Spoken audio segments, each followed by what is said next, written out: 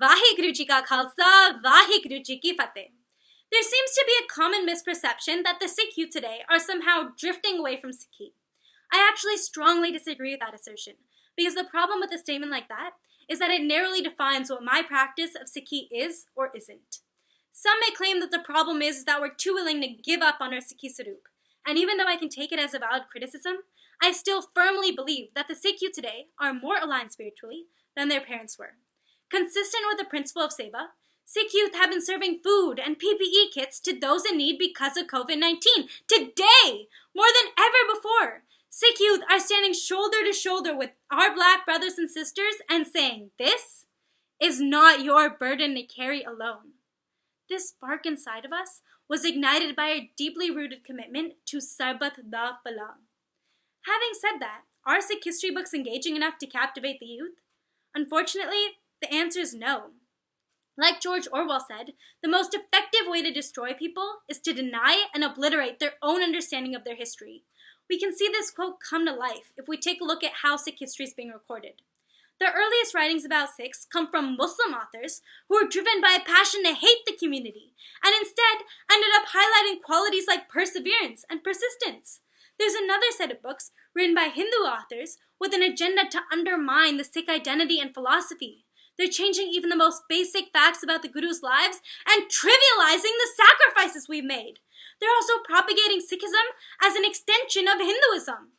The third set of books are written by Western authors who've always promoted the hypothesis of the superiority of the Western thought, ignoring the fact that the Sikh Gurus were working on equality, women's empowerment, and social justice long before the Western leaders even started thinking about it.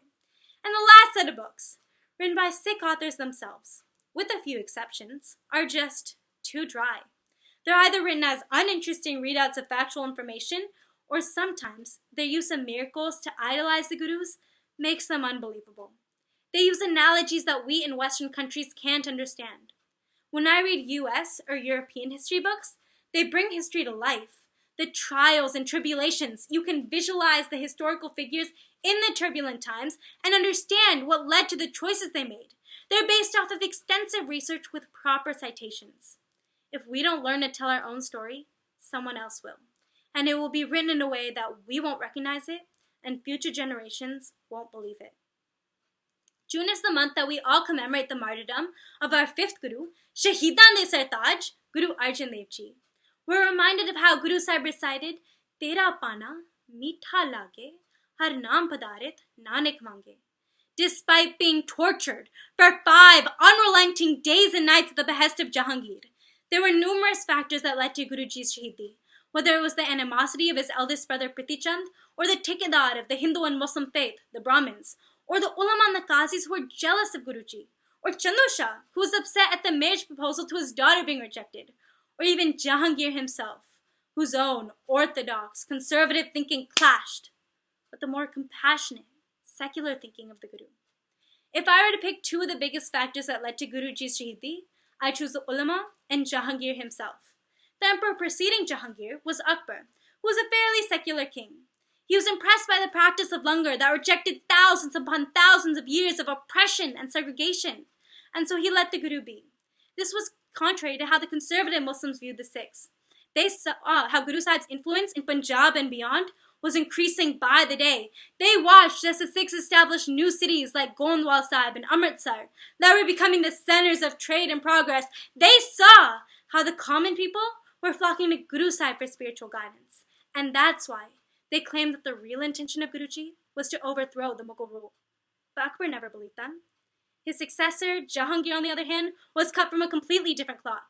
He was narrow-minded, conservative, and always lent a ready ear to the ulama and the qazis. He also believed that Guru Arjan Dev Ji, because he was the one who had compiled the Ad Granth, was directly responsible for including verses that demean the Muslim faith, as the qazis had suggested. It was at the behest of Islamic fanatic zealots like Sheikh Ahmed Said Hindi that Guru Sahib was finally arrested. And when Guruji refused to remove or alter Gurbani from the Ad Granth, Jahangir found the perfect excuse to torture and execute Guruji. So the next question is, why were the Brahmins upset with Guruji?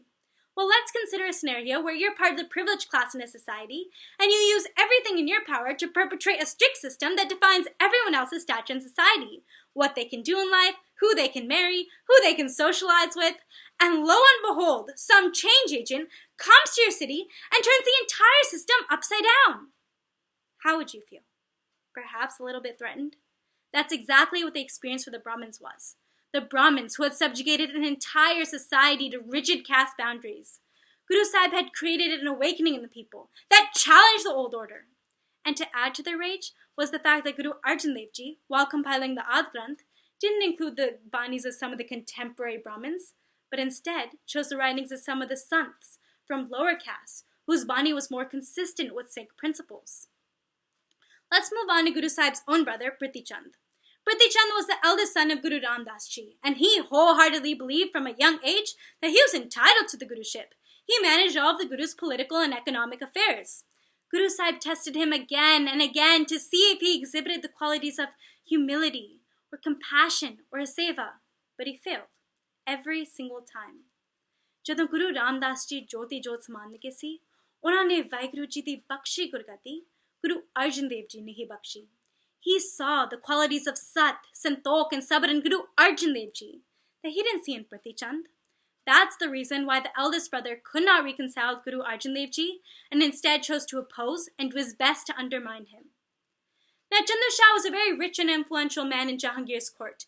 He had sent emissaries all around the kingdom to find the perfect match for his daughter. And when they returned and told him it was Har Gobind Ji, he couldn't imagine his daughter marrying into such a poor family. But with time, he quickly changed his mind and sent Guru Sahib a marriage proposal. But Guru Sahib, upon the insistence of the Sangat that was enraged by the disparaging remarks, refused the proposal. This angered Chandu Shah, and he soon became another one of Guru Sahib's adversaries. Now, Guru Sahib didn't return all of these injustices with rage, but rather with peace and acceptance, as the sand was poured over his head while he sat on the burning iron plate. Perhaps it was because he knew his Shahidi was going to create the foundation that was necessary for Sikhs to adopt the identity of a Sant Sipahi, a Sant who is blessed with compassion and has the discipline of a Sipahi that guides his stand against oppression in this world. Vaheguru Ji Ka Khalsa, Vaheguru Ji Ki Fateh.